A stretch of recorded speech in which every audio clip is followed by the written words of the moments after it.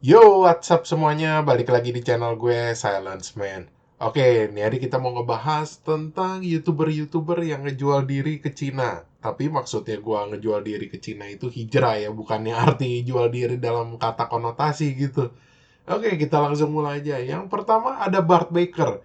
Bart Baker kalau lu ngikutin dari dulu, dia udah ada dari zamannya Justin Bieber ya. Lu bayangin aja, subscribernya aja udah ada 10 juta, udah banyak. Jadi kalau lu tanya apa sih yang dilakuin sama Bart Baker, jadi dia bikin parodi musik-musik terkenal gitu ya, kayak lagu-lagu begitu, atau video-video orang-orang terkenal kayak Jack Paul, Logan Paul, sama siapa aja lah dibikinin parodinya. Dan kadang seputar prank-prank begitulah kayak YouTuber-YouTuber lain yang biasanya. Dia sendiri ini masalahnya kan YouTube ini ada aturan copyright ya. Jadinya kalau lagu-lagu itu jadi semenjak ada aturan lagu copyright itu, jadi kalau lu punya copyright dari suatu lagu terus orang pakai, nah maka penghasilan dia bisa buat yang punya musik atau ya mungkin bagi dua. Dan hal ini benernya nggak bikin Bart Baker seneng gitu. Karena dia merasa biaya produksi dia buat bikin video itu mahal. Dan menurut dia YouTube ini mulai milih-milih ke dia, soalnya jadinya katanya video dia nggak dipromosiin begitu sama YouTube. Dan habis itu aturan copyright sama demonetize itu yang bikin dia bener-bener gelisah. Jadi katanya ancur-ancuran lah penghasilannya. Kalau demonetize itu jadi dia kayak bikin prank gitu atau parodi video orang kan kadang pakai kata-kata kasar begitu. Nah itu bikin dia yellow dollar, itu yang bikin dia juga resah katanya sampai dia mesti ke terapis gitu. Terapis juga maksud gue bukan terapis tanda kutip di Indonesia ya. Maksud gue kayak psikolog gitu di sono. Nah abis itu ada perusahaan dari China kontak dia dan ngajak dia buat kerja di China begitu. Jadi perusahaan ini ngajak dia hijrah ke Cina begitu. Dan gilanya lagi, dia ini orang pertama yang dapat kontrak eksklusif dari TikTok alias Douyin. Jadi cuma orang-orang khusus gitu yang dapat kontrak khusus dari TikTok sama Douyin gitu. Jadi lu bener-bener tuh dapat penghasilan langsung dari TikTok gitu loh, dibayar sama TikTok maksud gua. Dan dia sendiri sejak pindah ke Cina itu pengikut di TikToknya itu ada 10 juta. Dan di satu lagi kalau nggak salah di Kuaishou itu ada sekitar 5 juta deh. Jadi dia kalau di TikTok itu terjemahin lagu-lagu Mandarin gitu ke Inggris. Atau sebaliknya terjemahin lagu-lagu Inggris tuh ke Mandarin. Habis itu dinyanyiin sama dia. Dan suka lagi lagu-lagu anime diterjemahin Mandarin habis itu dinyanyiin sama dia. Dan cuman akhir-akhir ini dia sering bikin kontroversi ya di Twitter atau di Instagram gitu. Dia suka bikin postingan-postingan kayak ngatain YouTube gitu ya. Gua nggak tahu sih. Mungkin dari satu sisi dia sakit hati, cuma menurut orang kayaknya nggak pantas aja gitu ngata-ngatain, maksudnya dia udah pindah begitu. Sebagian orang ngomong kayak begitu. Gue sendiri sih sempet tanya ke teman gue yang di Beijing, yang kerja di Beijing maksud gue. Kalau itu gue manggil Beijing kan. Jadi Bart Baker ini gimana sih di sana, emangnya bener-bener ngetop banget ya? Menurut teman gue sih ini dia tuh dianggapnya dia sama orang sono tuh agak-agak gimana ya, lebay alay. Soalnya dia sering ngomong-ngomong wo ai chungguo itu kata mereka itu terlalu apa ya, kayaknya terlalu lebay banget gitu. Dan belakangan katanya reputasinya dia sih di sono juga mulai kurang bagus. Jadi dia sempat ngomong begitu, keluarin statement gitu katanya kalau penjualan dari merchandise dia terus ID account dia sama lagu-lagu dia tuh di China kurang bagus begitu. Dan lu tuh ngomong di stasiun TV gitu di China, itu yang bikin kayaknya penggemar-penggemar lu kesel gitu.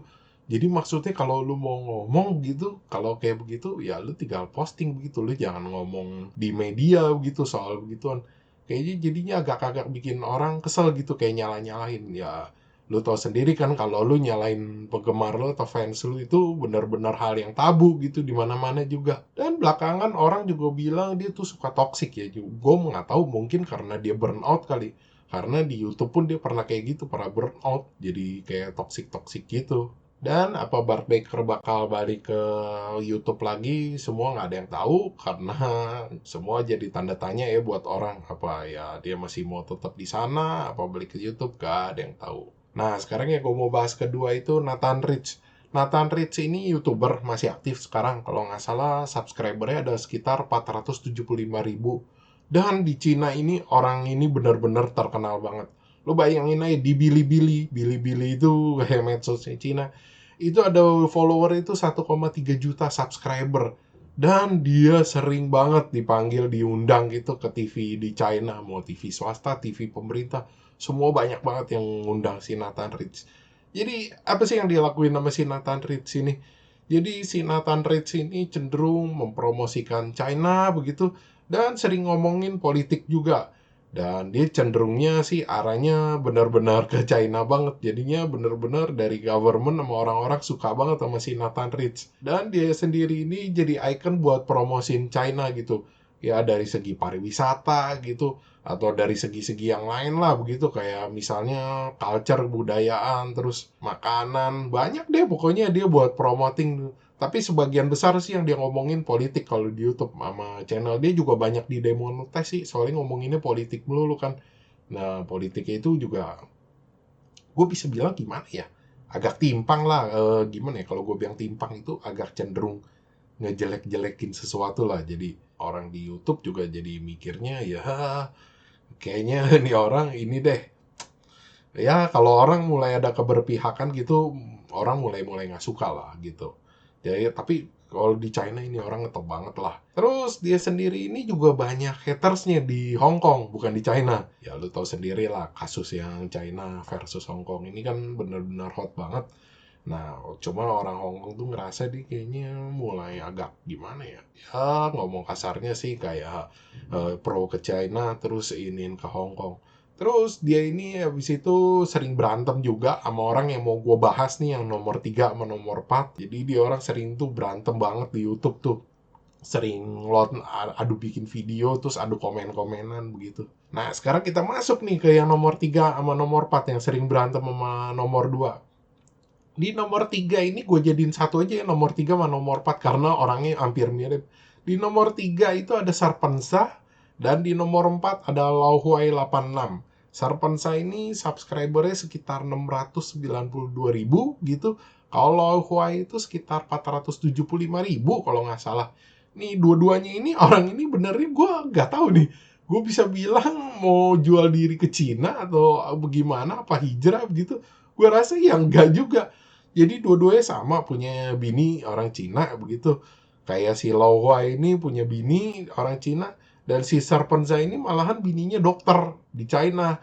Nah, kalau nggak salah punya YouTube juga namanya Sasha Hu atau Who Are You ya. Apa kalau nggak salah gue lupa lah apa sebutannya. Pokoknya YouTube-nya namanya Sasha Hu.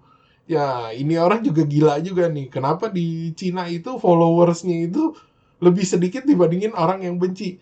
Jadi si Serpent sama Lauhua ini yang udah di-ban di China ini, dia sempat bertahun-tahun di China. Jadi mereka ini di-ban di China ya karena sering ngomongin politik sama suka jelek-jelekin China. Makanya gue udah bilang gila banget ini dua orang.